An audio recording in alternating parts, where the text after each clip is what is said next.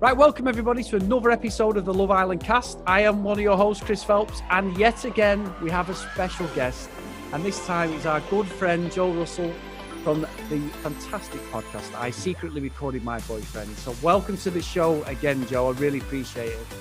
Thank you for having me. I'm excited to be on again. And it's nice as well to have a female voice on and a bit of perspective, because obviously me and Dave are very aware that we're treading a fine line sometimes. Are we being too much guy code and all that? So I'm interested to see what you think of the show. So how have you found it, this series, Joe?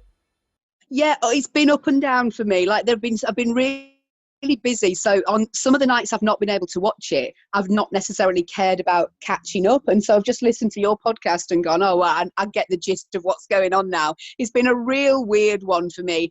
And I've got to say, we're coming up to the final, aren't we? So normally in my head, I'd have a couple that I want to win by now, and I don't think I do. No, and you know what? I'm totally with you. I think the ones who probably look the most sincere to me is Ched and Jess, but even then, they're just very vanilla, aren't they? Shanice and Luke T, I'm not sure about, and then Finn and Paige, I'm not on board with that at all. Nah, don't believe it. Don't believe them. Don't believe it.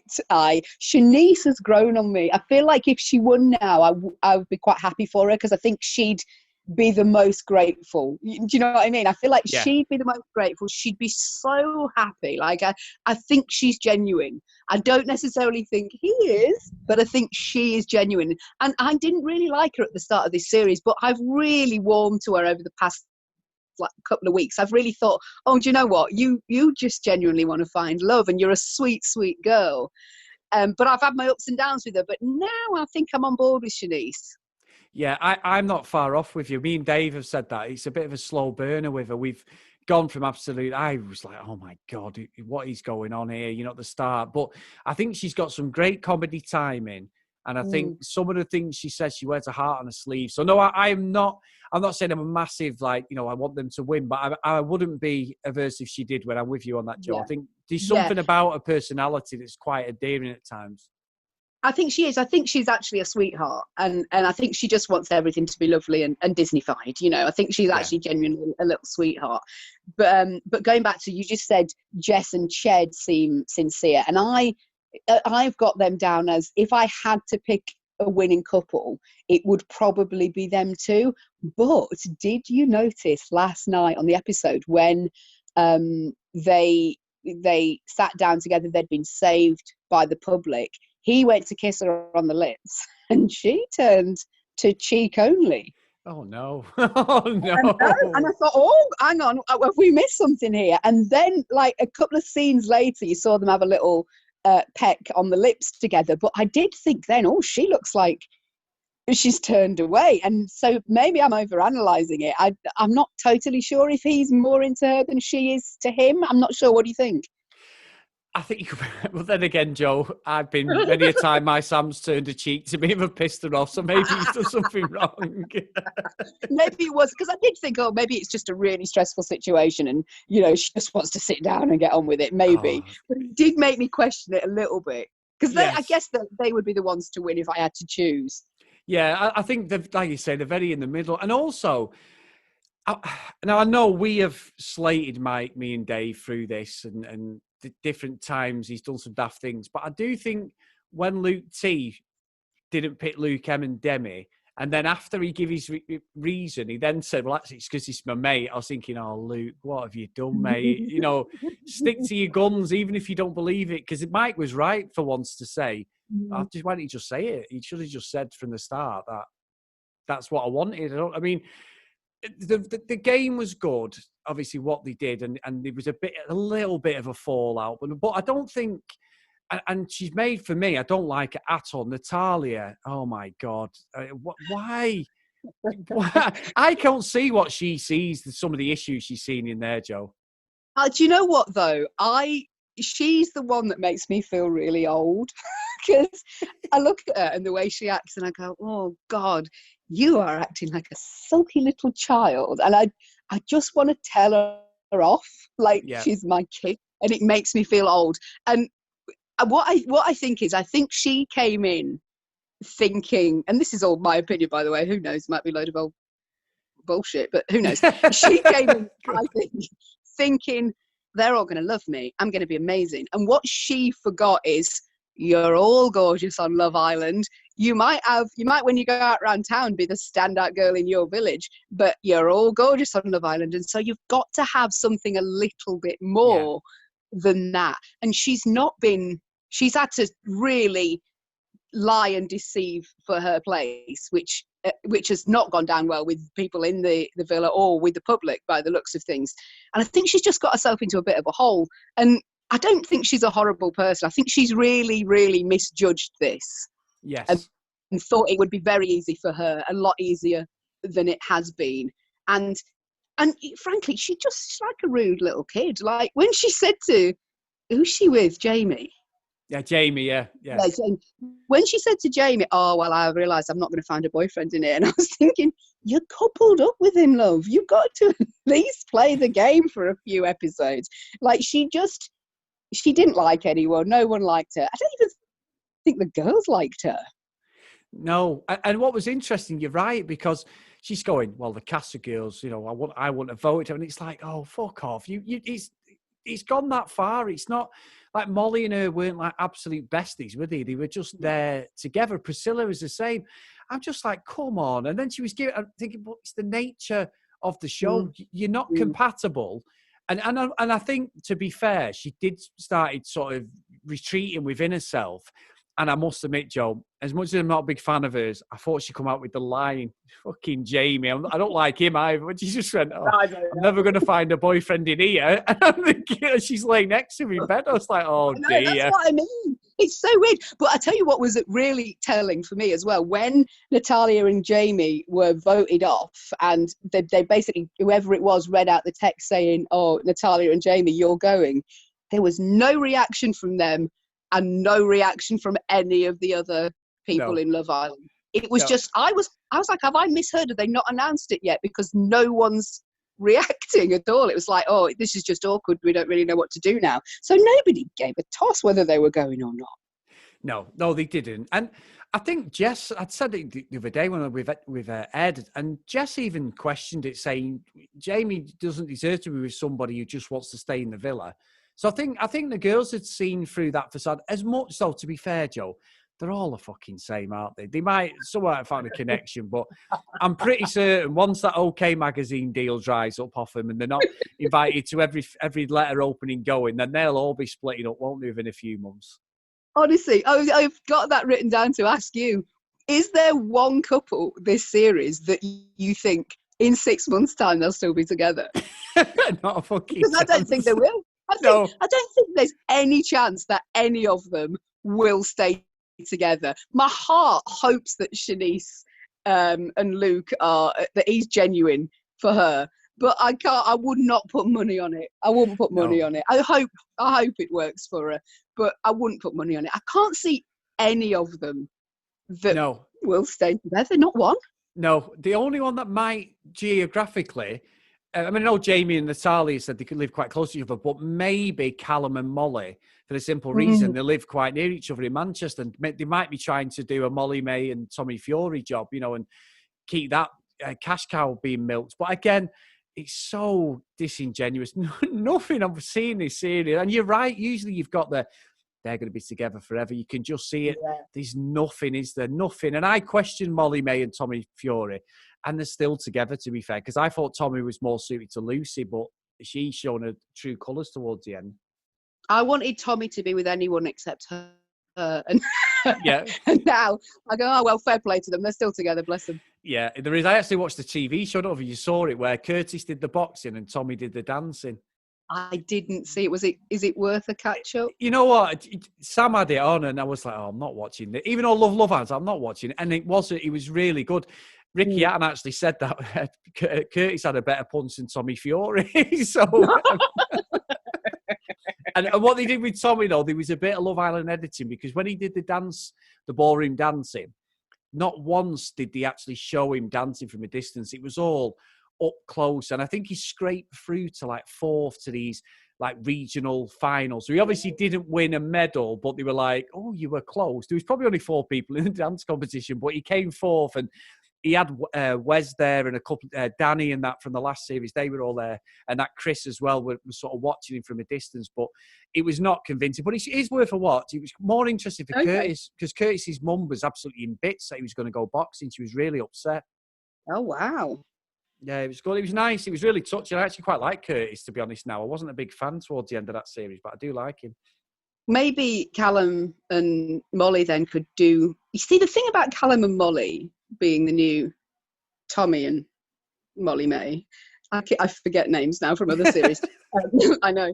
The thing about them is I think that Callum is so flattered that he's got somebody who looks like Molly. I think that he's so like, oh my God, she's amazing. He's besotted with it in quite a sweet way, and sweet for him, because I feel like he's not been able to express these feelings before, and now he's grown a little bit, and I think he can. But what they're all forgetting is that when they come out of the villa and they start doing the old nightclub circuits, there's going to be a lot of people that look similar, better, different to what they've been able to pull before. And that's when it goes wrong, because they've suddenly got all this attention from amazingly handsome men, amazingly gorgeous women that they were not getting before, and now they're getting it. And you might find that he just goes, oh, sod this, I'm going to have the time of my life for a year. Yeah. And you know what? We've seen it done so many times on this show, haven't we? So many times. And I think maybe like you're saying, I mean, I suppose with Natalia, maybe I am, but maybe she's being genuine, and we're thinking she's just seen it as an holiday. I want to stay in the villa for as long as I can. The cynical side of me says she's not, and she's after the media career and the Instagram career that follows. But the further you go in it, the more you're in the public subconscious, and that's where the deals come. The ones who leave towards the start, you never see them. I mean, how that Chris is doing that TikTok advert before Love Island, I don't know. It's absolutely woeful.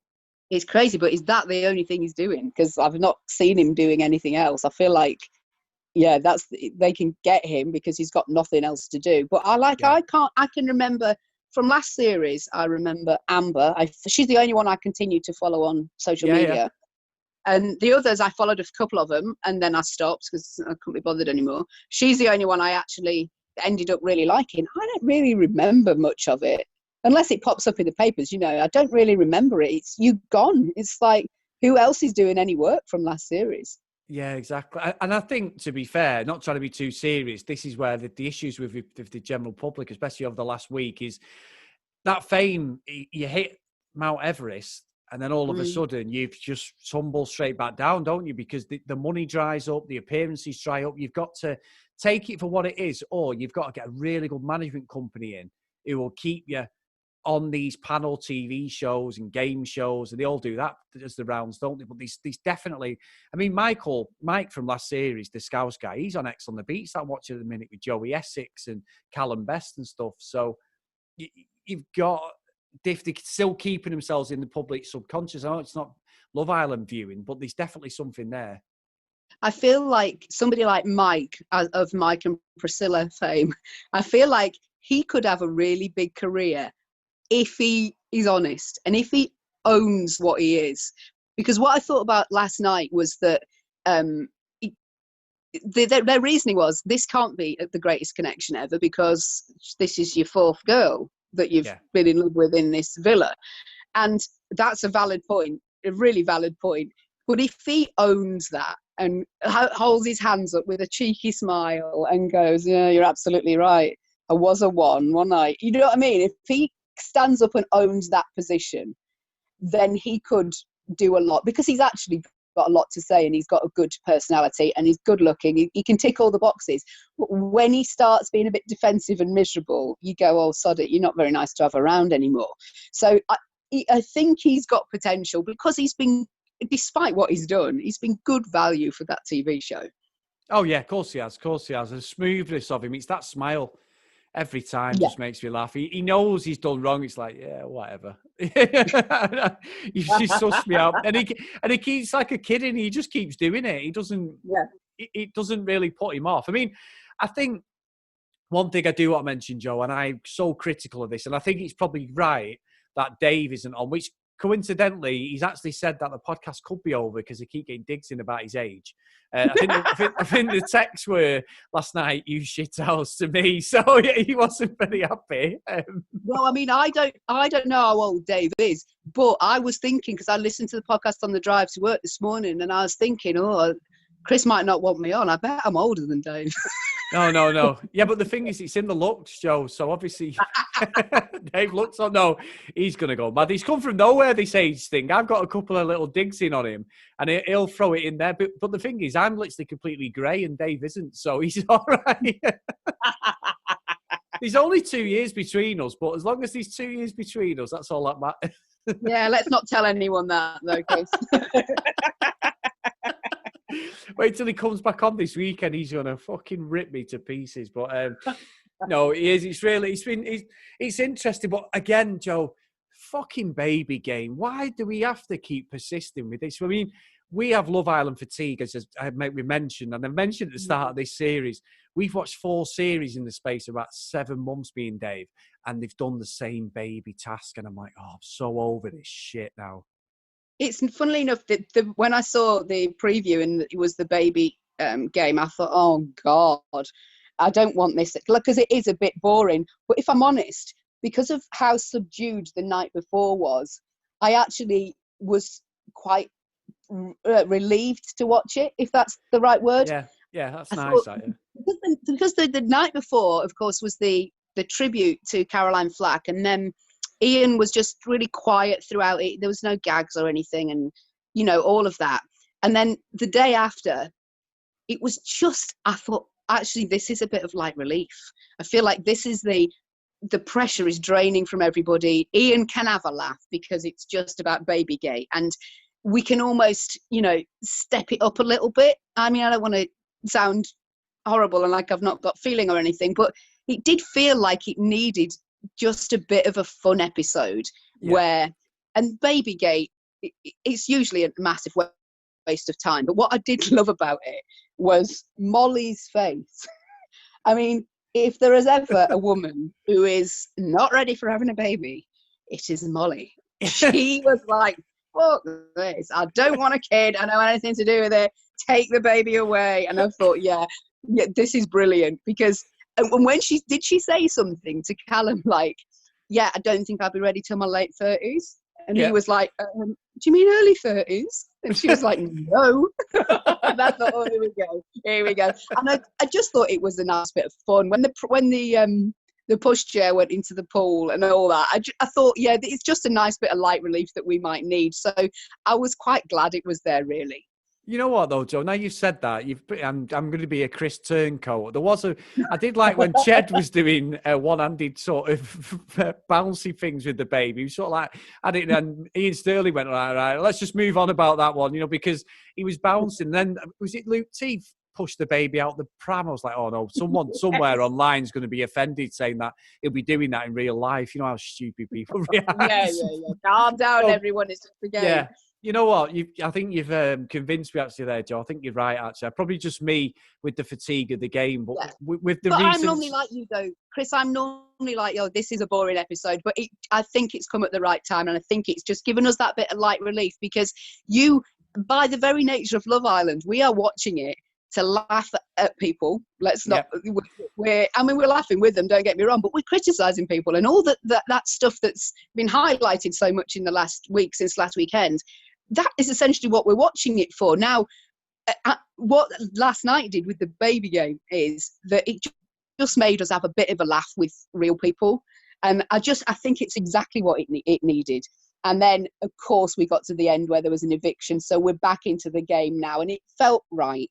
It just felt nice.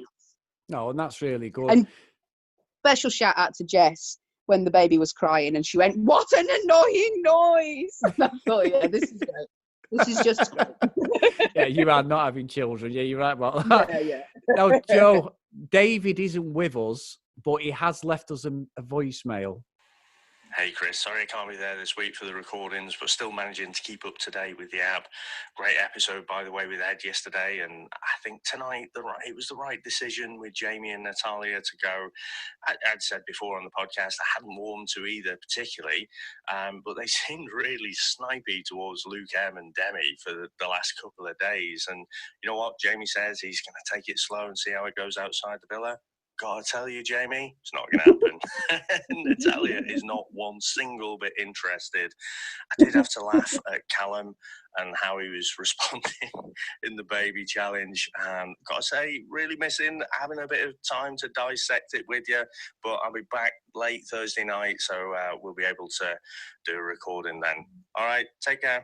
Bye now. God love him. I will say this though, Joe, and I don't want anybody out there to know this. Is I do actually miss him. But anyway, let's just move on. Even though it sounds so old. I didn't say it. Dave just brought up, we've not mentioned Demi and Luke yet. I fluctuate between what I feel about them because I genuinely think they're both lovely people, but they're also, I don't know if they really like each other. No, I'm not a fan of Demi, to be honest. I was on the train, and then when they coupled up, it was this. She was flicking from Jamie and Luke, and it was just a toss up who was going to pick her. I think Luke, and I think a couple of people have said this. Like, he hasn't got a lot of chat, has he? He's a good looking lad. He's a very good looking lad, and he's got everything that. Well, I'm saying that like if I was looking for a guy, that was what I'd look for, but. Genuinely, he seems that everything that a girl would want, and I don't get what's happening. But maybe there is something there. He's just too polite. I've mentioned that before, but Demi, I'm not sure. But again, they're not offensive, are they? They're just two sort of nice people, to be honest. Yeah, I think they are. And I genuinely think they're just both lovely, and they've ended up. It's a little bit of a holiday romance for both of them, and they have a bit of a kiss and a snog, whatever, and that'll be that. Like. Yeah, they'll be mind you, they're not proper. I know you love to hear about this, Chris. They're not proper girlfriend and boyfriend yet, are they? Oh my God, Joe! Please, you've set me off now. You've triggered me.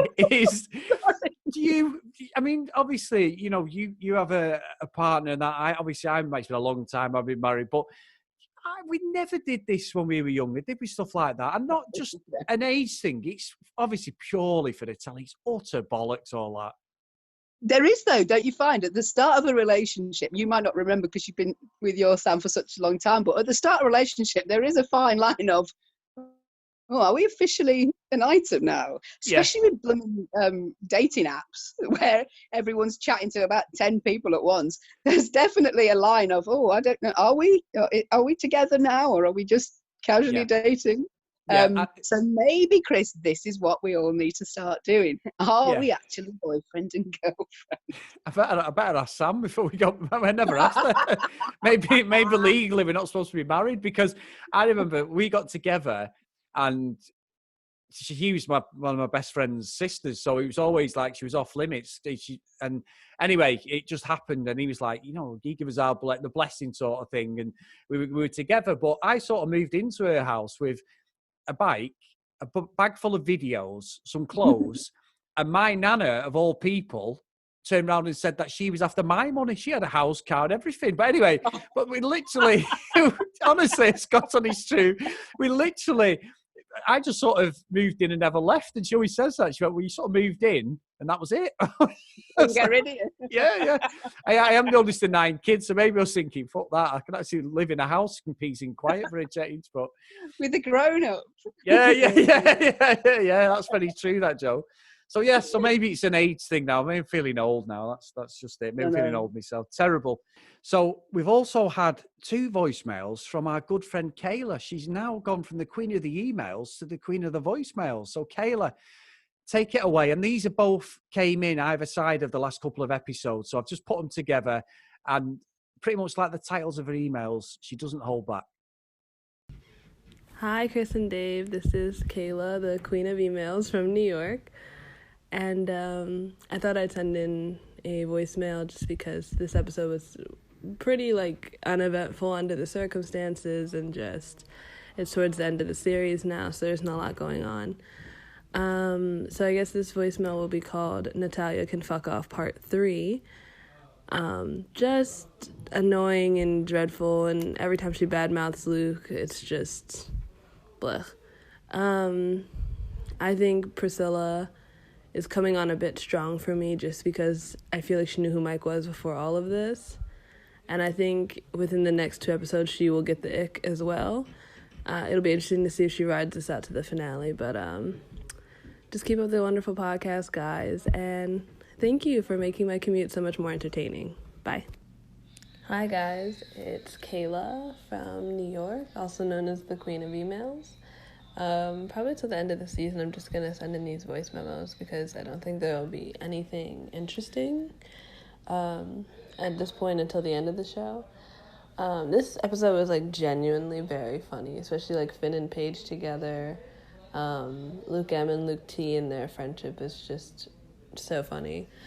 But thank God Natalia has finally fucked off. Her little, like, weird, I'm not gonna find a boyfriend in here thing in the middle of the night was just such a cop-out because she knew she was going home. But thank God we don't have to see that awful foundation on her anymore. She has finally fucked off. But keep up the great show, guys. Thank you for making my commute so much better every day. Bye. So thanks for that, Kayla. Fantastic. And like Kayla, if you do listen to us on the Anchor app, get on there and you can actually drop us a voicemail. Ed did it as well, our good friend Ed Ross, who was on the show on Monday. He's done the same thing. So if you want to get it over there, guys, get over to Anchor and drop us a voicemail and we'll play it out on the show. So, Joe, thank you so much today. You've been a star for coming on. And you are coming on again this week, aren't you, on Friday? Friday, I'll chat to you then, yeah. Yeah, and I'm hoping, by the sounds of it, that we might have Dave on, so we've got all 3 of us together. That'd be fantastic. Hey! Oh, brilliant. But don't be double-teaming me then and ganging up on me for about the age shows. I'm going to message Dave now and say, bloody hell, like Chris's age since last time I spoke to him. Most people say that Chris is a wanker, Joe, but thank you. That was a bit more polite.